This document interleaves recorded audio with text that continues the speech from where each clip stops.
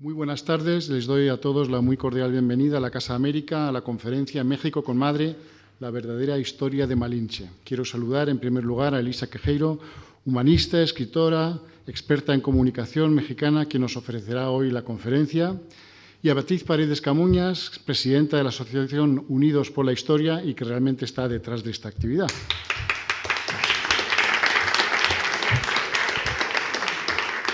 Y es que hoy nos convoca una conferencia singular, una de esas ocasiones en las que la historia se cruza con la reflexión contemporánea y donde la mirada académica se da la mano con la sensibilidad humanista y con una capacidad de convocatoria en distintos formatos realmente extraordinaria. La figura de Malinche, también conocida como Malintzin o Doña Marina, ha sido durante siglos un símbolo complejo y profundamente ambivalente que ha suscitado análisis y debates controvertidos sobre el papel que ocupó en la conquista. Hay quienes la han tildado de traidora, de desleal a sus orígenes, para otros es una víctima, una intérprete a la fuerza al servicio de Hernán Cortés, pero en todo caso es innegable que fue una mujer que vivió en el epicentro histórico del encuentro entre dos mundos, de dos civilizaciones, uno de los momentos más decisivos de toda la humanidad. Elisa Quejeiro nos propone hoy un ejercicio complejo pero necesario, rescatar la historia de Malinche, no como una figura secundaria o marginal, sino como una mujer protagonista, inteligente, con personalidad propia, capaz de mediar, de traducir no solamente la lengua, sino los mundos, y de influir en los acontecimientos que dieron lugar a lo que hoy conocemos como México. Además, a través de su ponencia se busca no solo abordar la historia, sino reflexionar sobre el papel de la mujer en la construcción de nuestras identidades y la del mestizaje como cruce fructífero de culturas. Y eso es precisamente lo que hacemos en esta casa, en la Casa América, desde hace 35 años, ser un espacio de pensamiento plural y diverso donde se pongan en valor las culturas compartidas de España, de América, de la comunidad iberoamericana.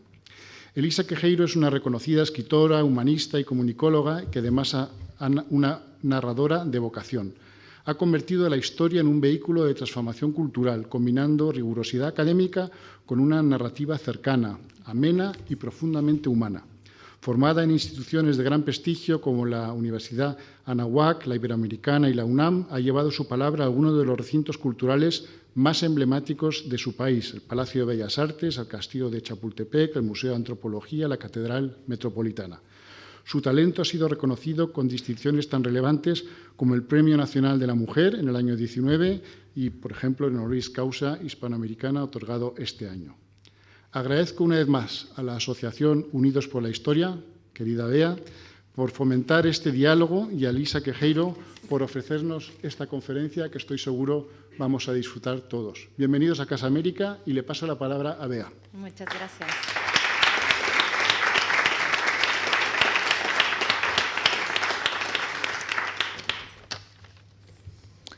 Pues muy buenas tardes a todos. En primer lugar, queríamos dar las gracias a Casa de América por acogernos una vez más a Unidos por la Historia. Gracias de manera muy especial a su director, a León de la Torre, y a todo su equipo.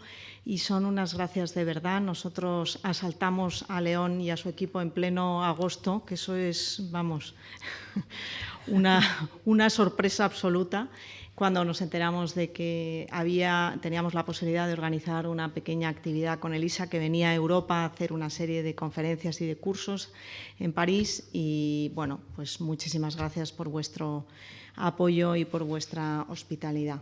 Hoy venimos con una novedad que nos hace muchísima ilusión, y es que desde hace muy pocos días somos fundación, inscritos por fin en el registro de fundaciones.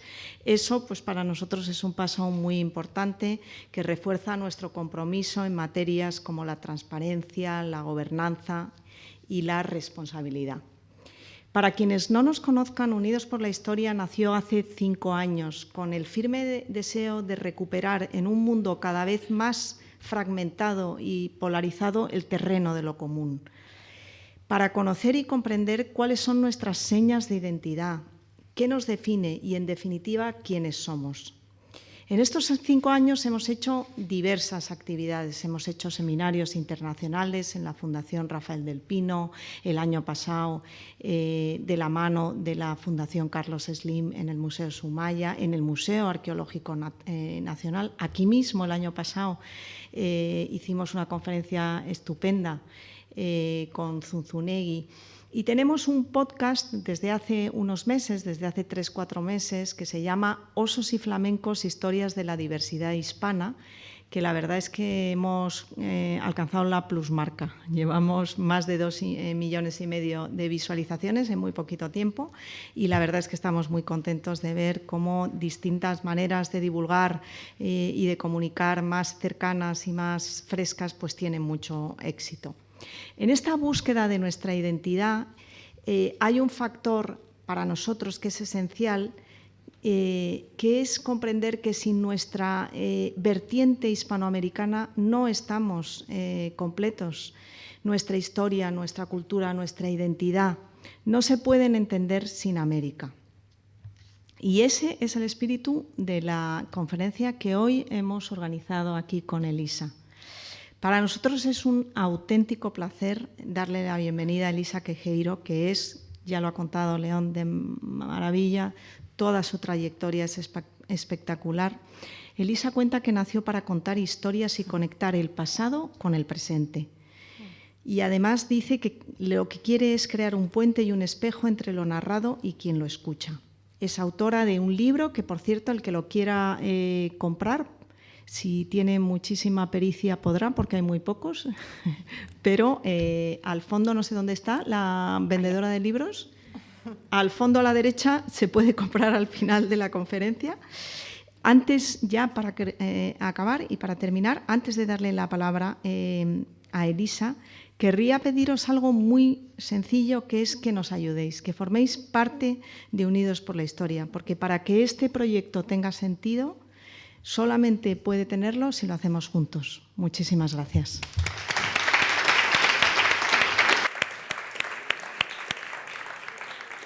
Gracias. Buenas tardes. ¿Sí se escucha? Ahí está. Muy bien. Buenas tardes. Yo ya le pedí permiso a Raimunda y a todos los guardianes del espacio para que no falle ni el audio, ni la luz, ni nada. Además, Jaime es el otro guardián del día de hoy. ¿Sí se escucha, verdad que sí? Sí, como que me pego más el micro. Ahí está bien. ¿O subo la voz? Buenas tardes a todos. Me da muchísimo gusto y para mí es un honor y un privilegio estar aquí el día de hoy. Muchísimas gracias, Beatriz. Gracias porque sí sé que desde el carisma de la fundación, que la verdad cuando dijo fundación lo que teníamos que haber hecho todos es aplaudir.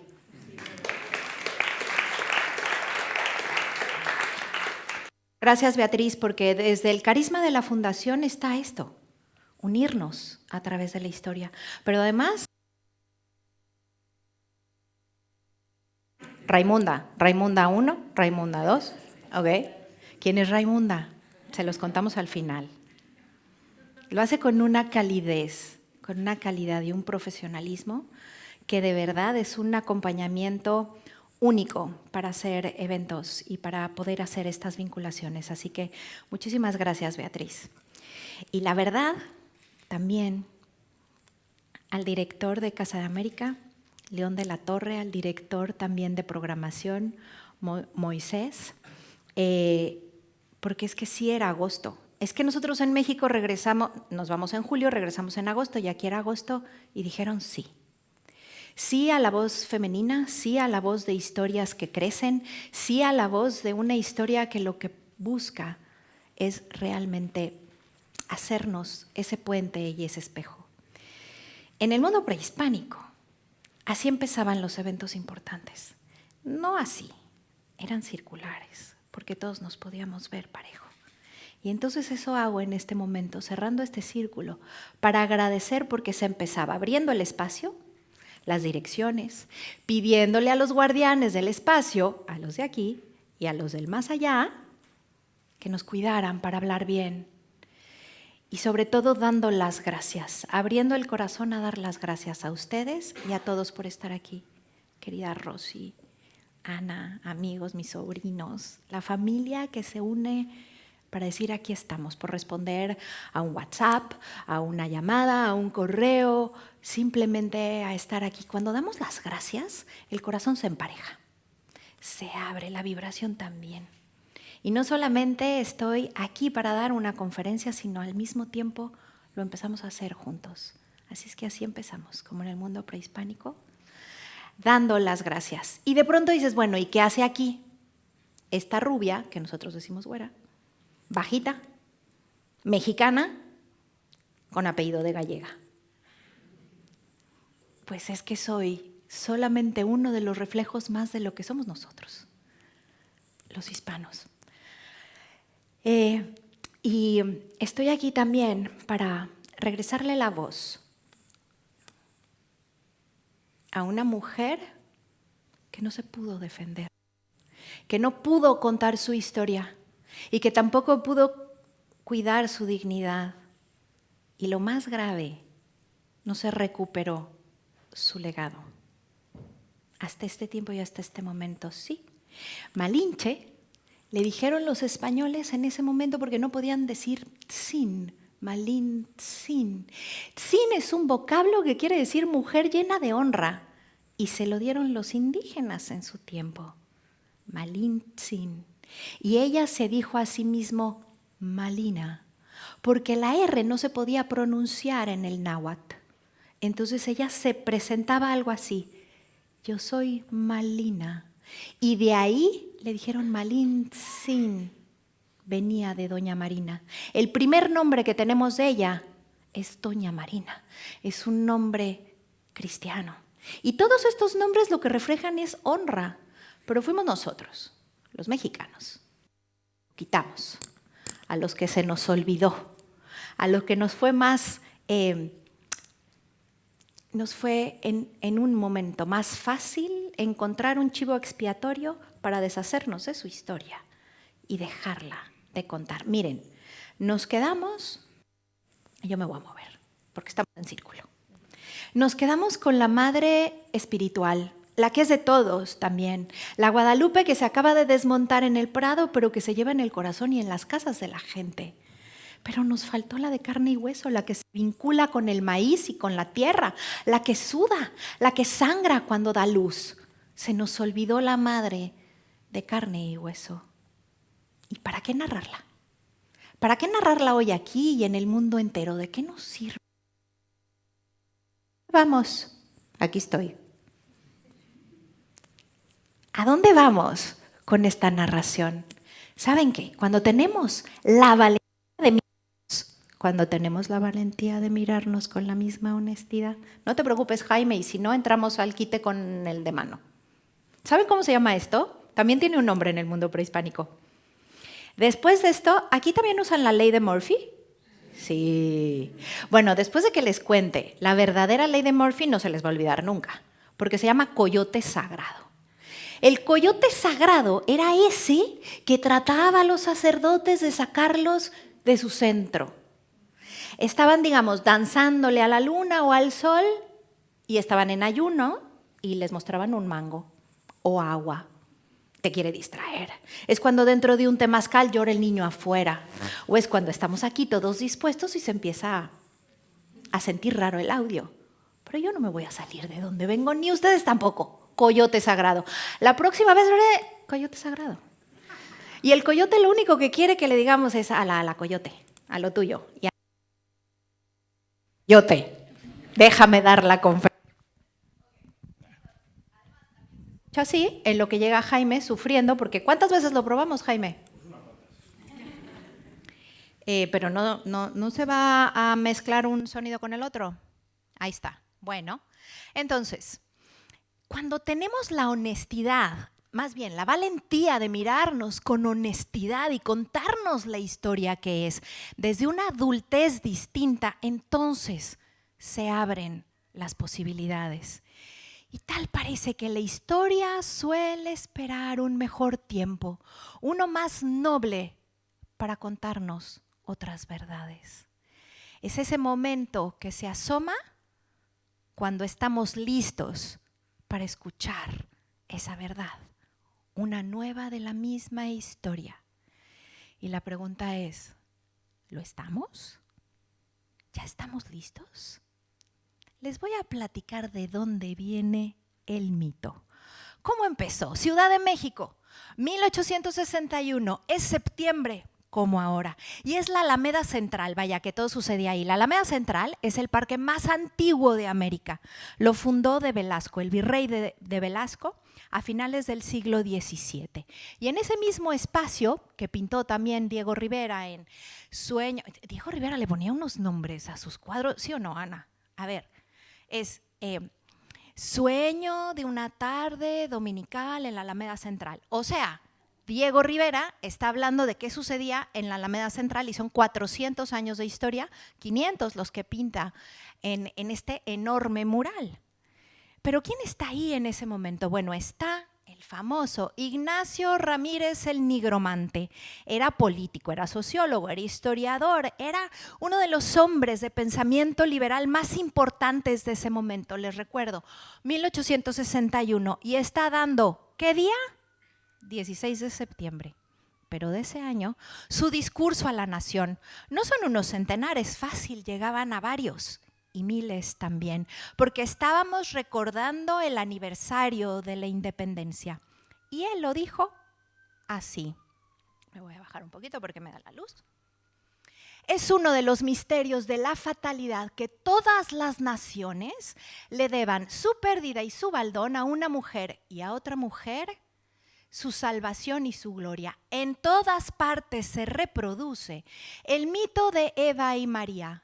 Nosotros recordamos con indignación y no perdonamos su traición a la Barragana de Cortés.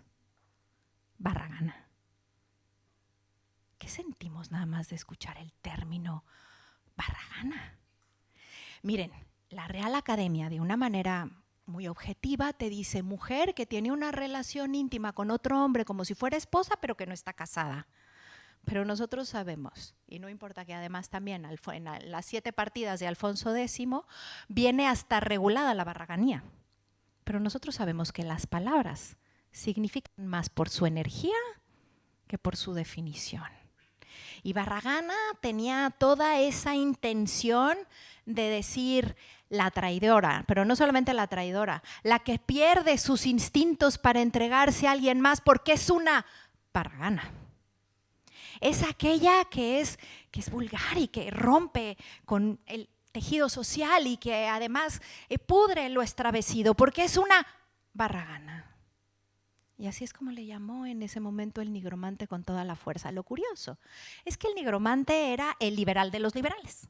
La mente atrás también de Benito Juárez y el que no quería mencionar para nada la iglesia, el que hizo las leyes de reforma y les llama Eva y María. Así empezamos a ver. La primera vez que Malinche es mencionada, aparte está mezclado mal su nombre, pero la primera vez que es mencionada es en una novela histórica un poco antes, en 1826, no es histórica, déjenme mejor corregir. Una novela que se dictó como si fuera una novela histórica, que no lo es porque tiene errores graves, que se llama Xicoténcatl, y este mismo texto la trata por primera vez como lasciva, como la amante que estaba tratando de conquistar a Hernán Cortés. Y eso pasó a la historia como si lo fuera, pero era una novela, nada más. Después lo tomó el nigromante y para los años 30 en México, en las imprentas, se utilizó el término malinchismo. Yo no sé si en España están familiarizados con el término o no, pero los que somos mexicanos claramente sabemos lo que es malinchista, porque es la manera despectiva de llamarle a alguien que le gusta lo ajeno, lo extranjero, que lo prefiere sobre lo propio. Estábamos en un nacionalismo incipiente, pero también radical, y se encontró hasta en el mismo vocablo que una vez estuvo lleno de honra, la raíz para ofender al otro. Nada más contrario de lo que somos los mexicanos, que abrimos las puertas, que somos de puertas abiertas, que tejemos puentes, que nos gusta recibir a la gente. Pero ese fue el tejido de ese tiempo y es importante entenderlo desde ahí. Y después, miren, esto fue lo más difícil de mi libro.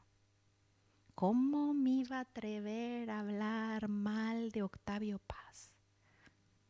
Pero es que Octavio Paz es nuestro Nobel de Literatura, es el señor de las letras. Bueno, sí, pero en 1950, cuando publica El laberinto de la soledad, tan multipremiado. Este es el capítulo 4, que se llama Los hijos de Malinche, los hijos de la Malinche. Y lo que dice es así: el símbolo de la entrega es Doña Malinche, la amante de Cortés. Es verdad que ella se da voluntariamente al conquistador, pero este apenas deja de serle útil. Ya hablaremos de eso. La olvida.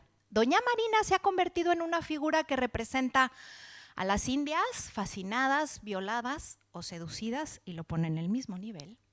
Y del mismo modo que el niño no perdona a su madre que lo abandone para ir a buscar a su padre, el pueblo mexicano no perdona su traición a la Malinche. Ella encarna lo abierto. Mi mamá me enseñó a no decir groserías, pero lo dijo Octavio Paz: lo chingado. Frente a nuestros indios estoicos, impasibles y cerrados. No podía quedarme callada. No podía quedarme callada frente a esta lectura. Lo primero que hay que entender es que es un ensayo. Es decir, es la opinión del autor sobre lo que va a decir. No está haciendo un libro de historia, pero dentro de ese ensayo nunca dijo que era también su pensamiento, nada más, sino dijo que era una verdad. Y como a veces leemos muy poco, nos quedamos con la verdad y perpetuamos el mito de la traidora desde ahí. Si algo nos ha faltado a las mujeres a lo largo de la historia es decir, no, no así. No es correcto. ¿Y saben quién le puso cara, como dicen ustedes? ¿Quién le puso frente a Octavio Paz? ¿Quiénes fueron las valientes que le dijeron no? Y en una conferencia, en una universidad en Estados Unidos, las chicanas. Las chicanas fueron las que le dijeron, no, señor Paz, nosotros sabemos lo que vivieron las indígenas, no las indias, y cuánto tuvieron que abrirse para tejer un nuevo universo. Y le dieron ese rechazo dentro de la propia conferencia que él estaba dando en Texas. Fueron las mujeres calladas. Sobre Malinche y que estaba mal Octavio Paz, si alguien tuvo una fuerza en su voz en 1994 fue Margot Glantz, una de nuestras grandes académicas, y en este libro que se llama Malinche, sus padres y sus hijos está Fernando del Paso, Monsi Báez, Carlos Fuentes. ¿Quién quieren? Son más de 12 ensayos diciendo no estuvo bien tratada Malintzin desde su momento histórico, pero ahí se quedó. Se quedó como en una nube, como en una burbuja, esperando ser bajado a la gente, esperando un tiempo más noble para poder ser narrado. Malinche, Malintzin, Marina, Doña Malina. Es el tiempo de hacerlo. Les voy a contar otra historia, ese fue el mito. Pero como soy narradora de historias, esta es la parte que más disfruto. Y les voy a platicar. 1511, puede ser 11 o puede ser 12, pero más o menos ahí. Y estamos hablando de Mesoamérica, en un lugar que se llama Olutla y Tequiquipaque. Está en el área de Coatzacoalcos y una niña es arrancada de su casa. Arrancada, no vendida por su madre, porque eso no era la costumbre en el mundo prehispánico. Tampoco es verdad que la secuestraron por ahí, porque tampoco sucedía eso. Lo que sí pudo haber pasado es una rencilla entre mujeres. Que su madre no fuera la señora principal de la Tepetl, así se llamaban las ciudades-estado, y que entonces, por venganza, la vendiera. Esto es etnohistoria, es decir, ¿qué es lo más común en esa época? La niña fue arrancada y salió de las aguas grises de Coatzacoalcos hacia las aguas cristalinas, azules de Tabasco. Sería esclava y lo sabe porque ella tuvo en su propia casa esclavas. Y con todo que eran las aguas azules y transparentes, a ella le faltaba el aire. Porque sabía lo que venía, no había vuelta atrás para su vida. A donde llega es a Xicayanco, el mercado más importante de la zona, donde nahuas, mayas y todos los demás se llevaban muy bien porque primero va el comercio. Y ahí se entendían y fue vendida como esclavo. ¿Para quién? Para los señores xontales. Trabajaría en Putunchan. ¿Qué hacían las esclavas en ese tiempo? Acarreaban el agua, ayudaban con los niños, preparaban el hilado y servían sexualmente al dueño, si él así lo quería. Pero las niñas que trabajan mucho y comen poco no se embarazan. o conocen de plantas para no embarazarse. Si eso sucedía, entonces se hubiera convertido en una concubina con derechos, porque así funcionaba la ley de los mayas en ese entonces. Y así siguió Marina, sobrevivió, aunque todavía no conocemos su nombre. No le pudieron haber puesto Malinali, como se ha pensado, porque quiere decir hierba de mal agüero. Y nadie le ponía a su hijo hierba de mal agüero, aunque hubiera nacido en ese día según el calendario. Le pondrían el día de adelante o el día de después. Como solían llamarse, era la hija mayor, la hija de en medio, la hija menor, pero hasta aquí, esta niña que llegó a sus 12 años, no sabemos cómo se llamaba. Se acostumbró y además sobrevivió a partir de la curiosidad.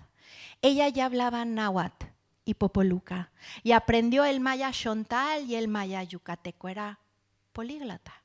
Y así fue como fue sobreviviendo. Cuando en 1519 llegó Hernán Cortés con sus tropas, un año después que Juan de Grijalva. Y a Juan de Grijalva lo habían recibido con regalos y con bienvenida, y los mayas habían decidido que le iban a hacer frente al que viniera, porque sabían que si no era uno iba a ser el otro, pero que iban a llegar. Y cuando lo reciben se unen todos los mayas de la zona y pierden de manera apabullante. Es la primera batalla, se llama de Centla, y es la primera batalla que gana el conquistador. Había un símbolo entre los mayas, un símbolo que quizás en ese momento los españoles no entendieron, porque los señores decidieron mandar regalos, flores, frutos, plumas, joyas y 20 mujeres. No eran esposas ni hijas, con ellas se hacían alianzas, eran esclavas. Pero cuando en el mundo maya se regalaban mujeres, significaba sumisión. Has ganado. Fueron 19 más Malintzin, todavía no se llamaba así.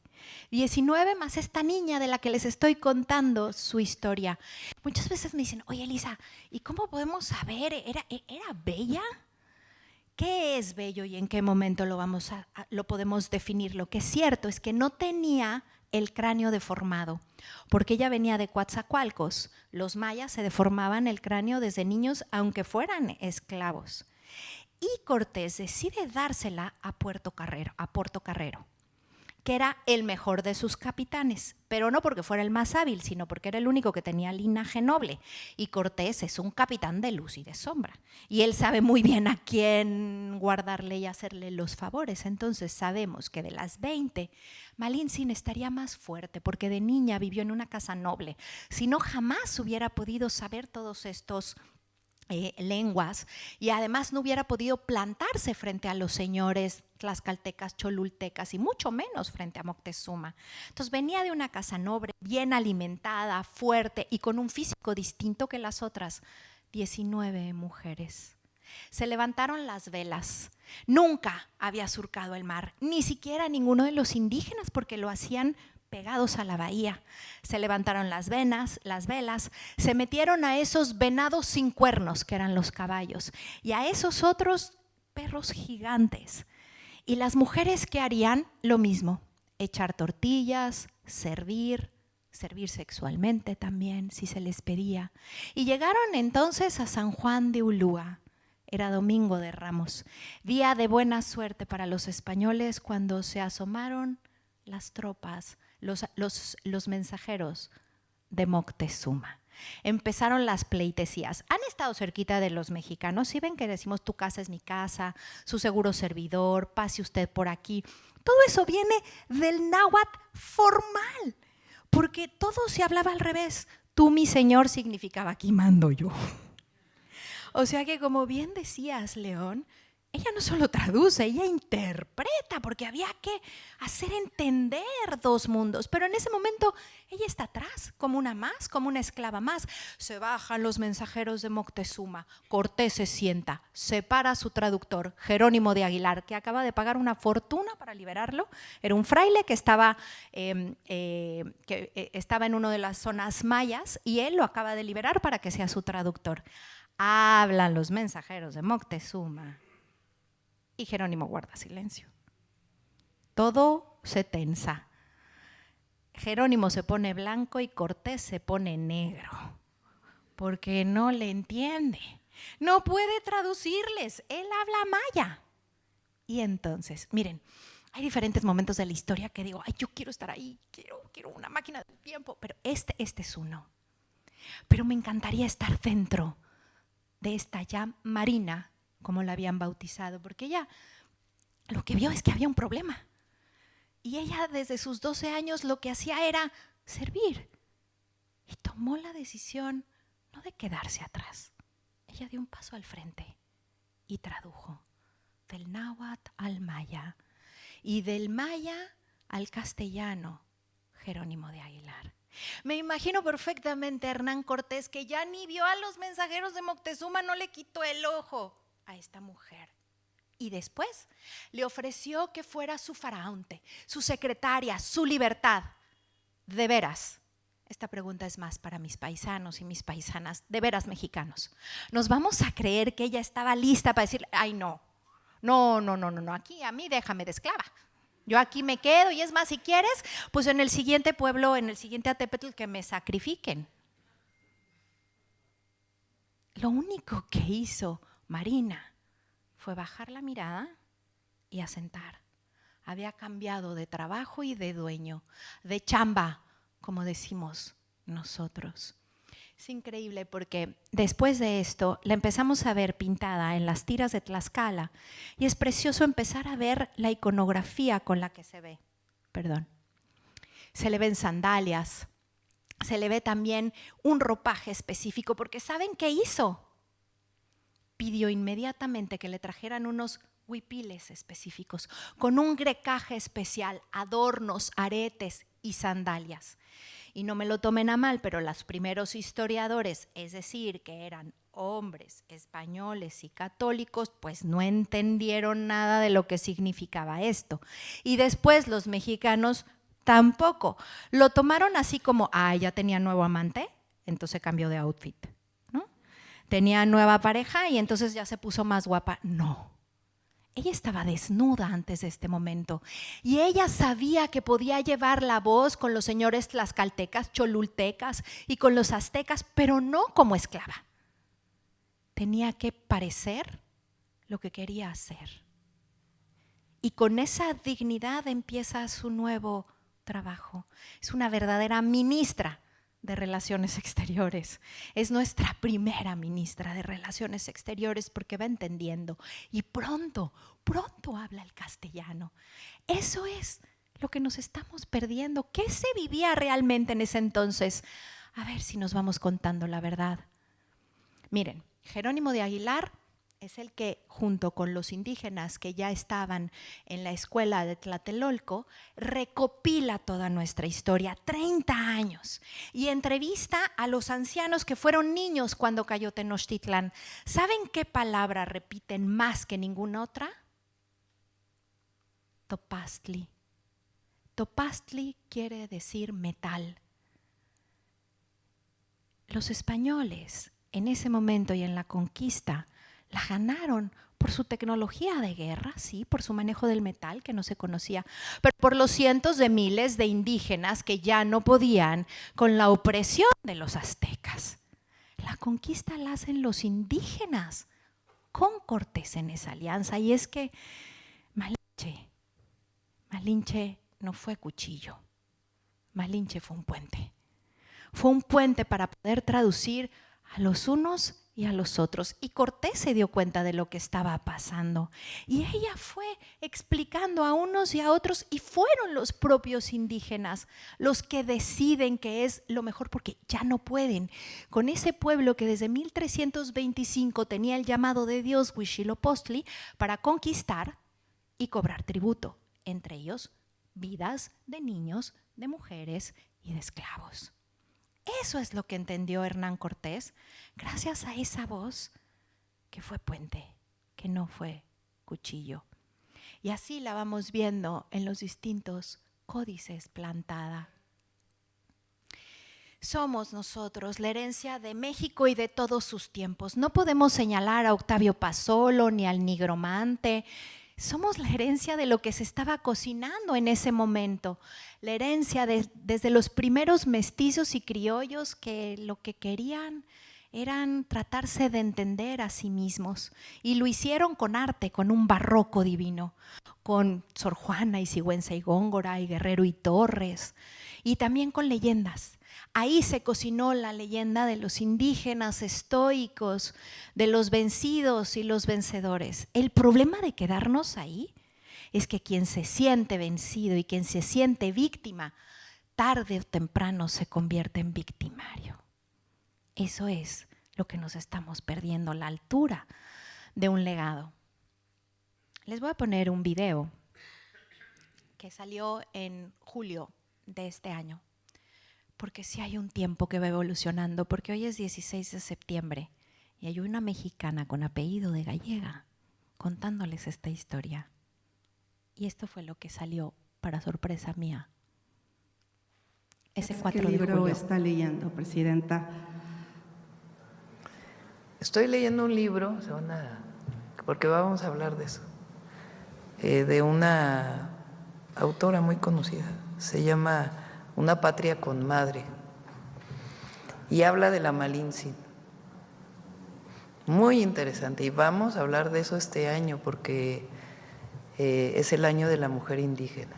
Tenemos un grupo de trabajo de antropólogos, de historiadores, de filósofos, sobre este personaje tan importante, tan calumniado, y es muy importante su reivindicación con sus características particulares.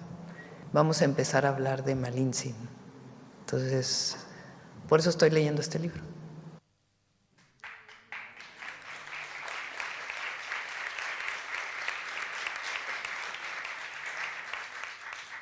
Yo no conozco a la presidenta de México. Bueno, todavía. No la conozco en el sentido de que yo no le mandé el libro, que quizás debería, ¿no? Debería de haberlo hecho, pero yo no le mandé el libro, yo no la conozco, yo no… ¿Qué significa y por qué se los comparto? Porque en la historia hay un momento donde el tiempo se abre para que las verdades sean narradas. Y habíamos hecho de abajo hacia arriba, historiadores, antropólogos, escritores, tratar de que este mensaje permeara hasta que el tiempo está listo, para que el mensaje permee y llega. Y nos falta, por supuesto que nos falta, pero la claridad es la madre de las libertades, y hay veces que estamos listas, que ya estamos listos para este nuevo tiempo. El 16 de septiembre de 1861, el nigromante le llamó Barragana. Y hace unos días, en casa de los embajadores de México en España, estábamos españoles y mexicanos, disfrutando esa hispanidad que nos une, ese sincretismo del que estamos justo en el mismo tiempo. Miren, cuando toda esta conferencia se hizo y cayó en el 16 de septiembre, yo no me había dado cuenta de la importancia que es ese mismo día en que el nigromante le llamó de otra manera, nada más 164 años después. Y ayer vimos a las cadetes entregar la bandera y recibimos también un grito de mujer. Y repito, este no es un tema político, es un tema de tiempo y de Estado.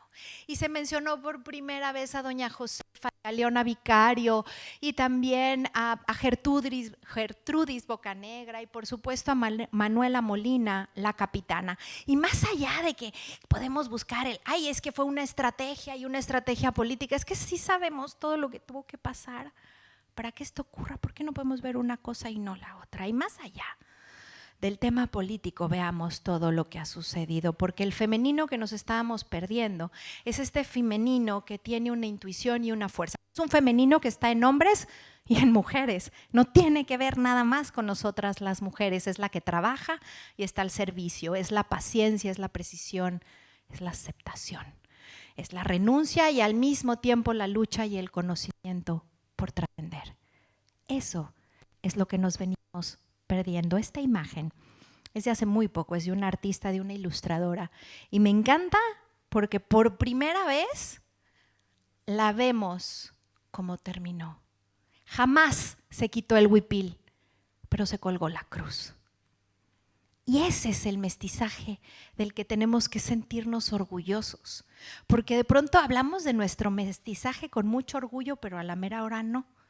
Y decimos, es que lo mexicano es aquello, cuando lo mexicano es esto, es este mestizaje, donde vivamos realmente orgullosos de lo que nos habita, donde la tierra se convierta en ese vínculo y en eso femenino que estamos buscando.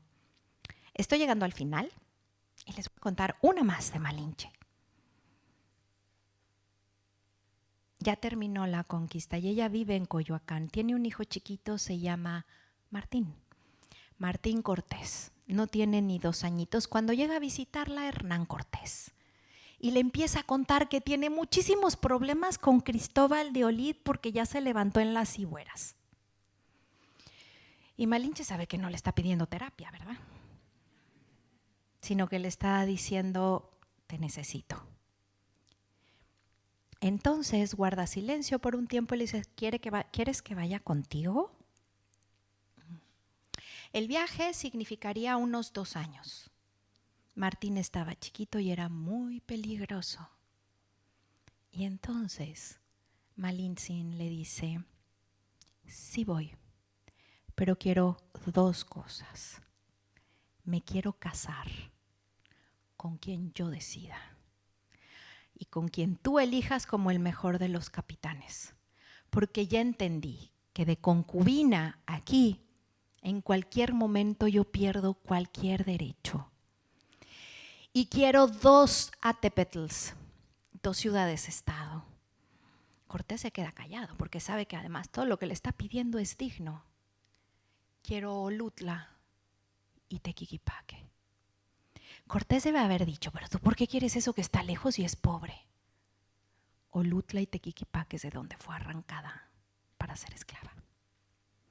Ella no siguió el viaje de Cortés hasta que la casaran en la frontera. Con Jaramillo se casa, ella elige con quién y con él va a tener después una hija que se llama María Jaramillo. Pero si alcanzamos a entender la dignidad, hay una facultad que se llama metis en latín. Es la facultad de saber cuándo actuar y cuándo callar, cuándo mantener la calma y cuándo tomar acción. Es una sabiduría más que una inteligencia. Malinche no pidió nada hasta ese momento y lo que pidió fue regresar a su tierra no como esclava, no como concubina, sino como la señora de ese Atepetl. Es que a nosotros nos tendría que dar orgullo y no vergüenza el que Malinche haya salido adelante. Tener y recuperarla a ella, ¿y para qué narrarla? Es para poder recuperar lo que habíamos perdido, la dignidad y la fuerza, la inteligencia y la sabiduría, la valentía y la verdad. Porque lo sabemos. México tiene mucha madre. Muchas gracias.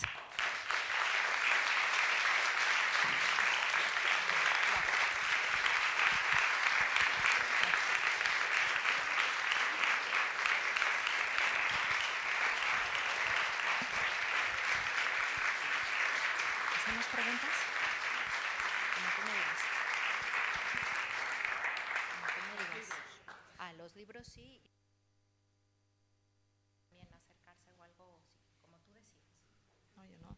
Yo lo que decido es que hay unos libros, el que quiera comprarlos, por allí. Y ahí. ¿Quieres? Quedan 15 minutos. ¿Sí? ¿Abrimos un par de preguntas, quiere? ¿Sí? Ok.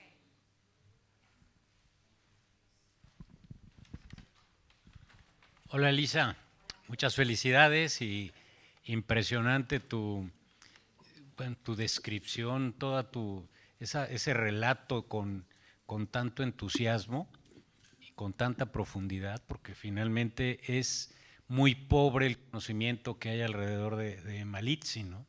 Te felicito. Muchas gracias. ¿No había manera que se casara con Cortés? No, vaya, de que lo hubiera, lo habría. Marina y Cortés son compañeros de batalla. Ella se embaraza de Cortés después de que, vayamos entendiendo también el hilo y sus decisiones. Se embaraza después de la caída de Tenochtitlán. En ese momento se embaraza por primera vez, después de haberle pertenecido a varios hombres. Y lo que sí tenemos en cuanto a narración es que el que estaba fuera el día del parto, caminando como loco, era Cortés. Que ella se sentiría sola porque las mujeres en el mundo prehispánico parían entre mujeres y dentro del temazcal. Y aquí había doctores, parteras, y no podía, ¿en qué rezo, no? En ese momento. Y después Hernán Cortés pide una licencia del Papa para registrar a Martín. De hecho, después va a tener otro Martín, que va a ser un desastre, pero este Martín, este primer Martín Cortés, es honorable, es increíble toda su vida. En el libro está descrita la vida después de Martín Cortés, pero Marina sabía, y esta es una interpretación mía, yo no creo que Hernán Cortés supiera amar a una mujer como en el sentido que hoy pensamos romántico, ¿sabes? La respetaba, pero pues ya estaba comprometido, ya estaba casado y en cuanto pudo, él se casa con otra mujer de un mejor linaje. Y Marina se da cuenta que esto va a pasar. Por eso le pide casarse, porque sabe que como concubina de Cortés, tarde o temprano se quita. Fíjate cómo lo interpreta Octavio Paz en su momento. Dice, cuando ya no le fue útil, se deshizo de ella. Y fue al revés. 1, siempre le fue útil. Y 2, ella es la que toma la decisión de casarse, porque entiende las nuevas normas sociales. Entonces, creo que ahí quedaría como la pregunta, la respuesta. Al contrario, gracias a ustedes. ¿Sí? Hola, Elisa. Sí, hola. Yo soy Alberto Hispanista. Hola, Alberto. Bueno, para mí Malinche siempre ha sido una de las más grandes. La tengo a la altura como nuestra gran reina, la reina Isabel, que para mí fue la más grande de todas. Y doña Malinche la tengo pues casi como ella. Entonces, ¿cómo tuvo esa capacidad ella de poder aprender 3 idiomas, el náhuatl, castellano y el maya? ¿Quién fue el instructor de qué manera pudo ella aprender esos 3 idiomas? Mira, lenguas. De hecho, son, podríamos llamar casi una diversidad de 5, porque primero habla popoluca y náhuatl, porque en los atépetls donde ella vivía, que es en el Olutra y Tequiquipaque, se hablaban las 2 lenguas. Entonces ella desde niña pasa de digamos que de un barrio al otro, ¿no? De una ciudad a la otra, y entonces ahí el oído se va acostumbrando a 2. Después el náhuatl, se habla el náhuatl común y el náhuatl noble. Sabemos que ella sí viene de una familia noble porque habla el maya noble, el náhuatl noble, que es con el que se refiere a Moctezuma.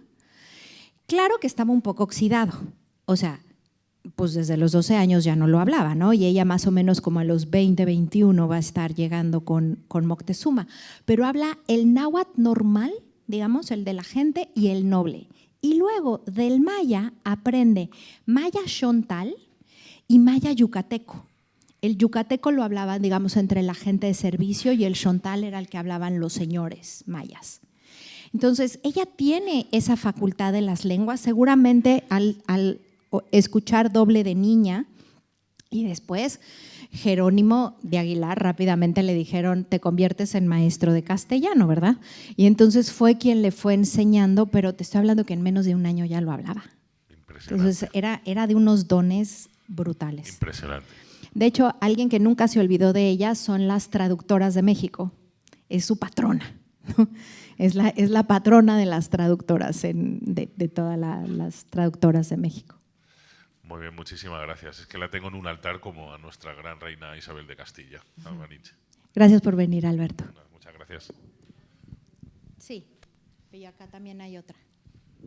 Bueno, nada más como hacer hincapié en que además no solamente es un trabajo de traducción de una lengua a otra lengua, es de un mundo a otro mundo, como dijeron hace un rato, porque había cosas en Mesoamérica y en España, bueno, en estas tierras, que no era España todavía, que eran completamente diferentes.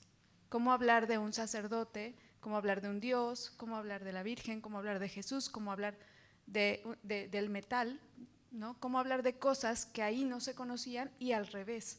Cómo hablar de cosas, no sé, que para los mexicas eran cosas habituales, pero que para quienes estaban llegando no lo eran, ¿no? Entonces, bueno, no sé si tienes algún comentario al respecto.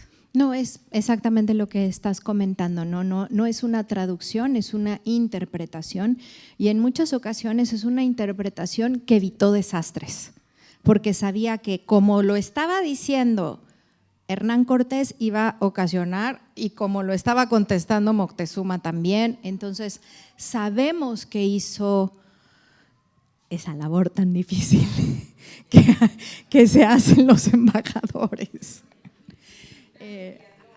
Era una mediadora, era un puente. Fue un puente que en ese momento todo lo que yo les platiqué está también recogido en las fuentes tradicionales, las que siempre leemos, pero también gracias al registro que se tiene de los juicios que hace después María, su hija, para recuperar lo que ella le hereda. Y en esos juicios es que son españoles, indígenas y de diferentes estratos y comunidades que hablan con ella con una dignidad. Por ejemplo, después de la caída de Tenochtitlán, adopta a varios niños tlaxcaltecas para que crezcan con ella, ¿no? Y siempre se refieren a ella con una altura de pensamiento. De hecho, ella se casa con Jaramillo, ¿ok? Y Jaramillo, después de que muere Malintzin, se casa con otra mujer. El suegro de Jaramillo es llamado a juicio y habla a favor de Marina contra su hija. Es decir, porque la hija era la que no quería que la María recibiera su atépetl. Por eso yo no puedo hablar mal de una mujer que estuvo llena de honra. Pero luego se nos olvidó. Pero es tiempo de recordarlo diferente. Si, nada más si me permites aquí, que creo que tenían tiempo, y seguimos para acá.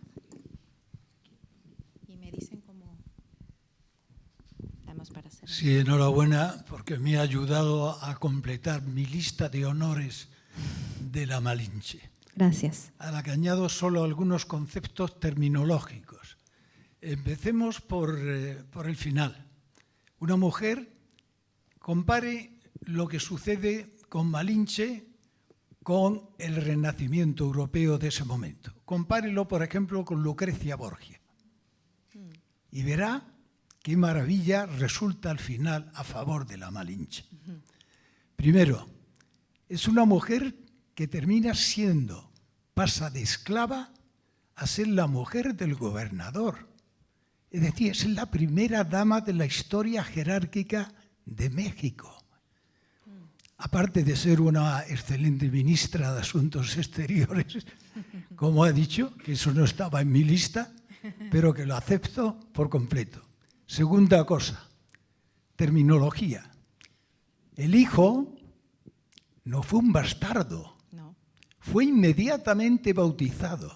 En Europa, Malinche hubiera sido la Barragana de Cortés y el hijo un bastardo. ¿Sabe quién era un bastardo en esa época? San Francisco de Borja, que era un Borgia. El nieto del escándalo, léaselo, es una historia preciosa que escribió un ministro de Cultura español. Aparte de esos términos, es que todo está lleno de ejemplos sociales, morales y políticos en la historia de Malinche. Y no sigo más, pero bueno, ya se lo haré llegar para que complete su lista de honores, porque realmente es una mujer excepcional. Excepcional, absolutamente excepcional. Muchas gracias, y sí lo es. Y qué bueno que estamos hablando de ella hoy aquí. Gracias. Aquí creo que había una pregunta más. Aquí y ahí. Perdona, Francisco Mendoza. Hola, Francisco. Primero que nada, agradecerte por hacer esta presentación, esta conferencia, más en este día, también a ti, Beatriz, más en este día 16, que para mí el más importante es el 27, porque demuestra una faceta mexicana en la que habla el diálogo y no la violencia. Y con esta misma reflexión abordo a Marina, de que realmente ella y Cortés fueron los arquitectos de que buscaban hacer las cosas, junto con Moctezuma, de la forma mejor posible. ¿Por qué hubo violencia? Podemos decirlo por 2 o 3 factores con apellido y nombre. Una, Pedro de Alvarado, y otra, Cuitláhuac y Cuauhtémoc.